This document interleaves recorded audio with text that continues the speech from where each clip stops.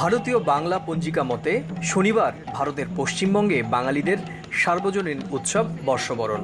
কিন্তু বাংলাদেশি পঞ্জিকা অনুসারে বাংলাদেশে শুক্রবার পালিত হয় বাঙালির শ্রেষ্ঠ উৎসব পহেলা বৈশাখ।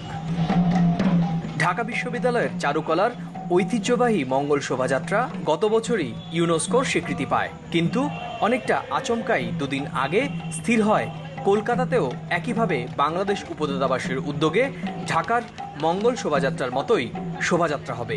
তাই তড়িঘড়ি করে কলকাতায় আয়োজন হয় এই শোভাযাত্রার। পার্ক সার্কাসের 7 রাস্তার মোড়ে বাংলাদেশ তথ্য কেন্দ্র থেকে এই শোভাযাত্রায় অংশ নেন কলকাতায় বাংলাদেশ উপদূতাবাসের শীর্ষস্থানীয় কর্মকর্তা এবং কর্মীরা। যে প্রথম ইউনেস্কো স্বীকৃতি দিয়েছে সেটার প্রতিফলন হিসেবে আমরা কলকাতার মাটিতে এই প্রথমবারের মতো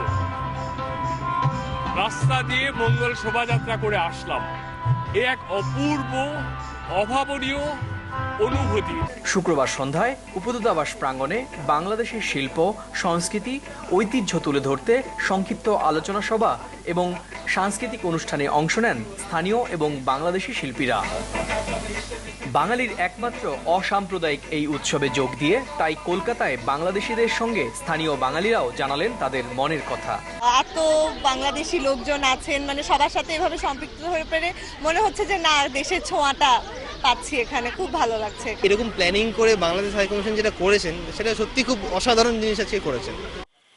শুক্রবার ছিল পশ্চিমবঙ্গে চৈত্র সংক্রান্তি, তাই ইচ্ছা থাকা সত্ত্বেও কলকাতায় বাংলাদেশের আয়োজনে বর্ষবরণের মঙ্গল শোভাযাত্রায় যোগ দিতে না পেরে অনেকেই তাই একই দিনে বাঙালির এই শ্রেষ্ঠ উৎসব পালনের অনুরোধ জানালেন।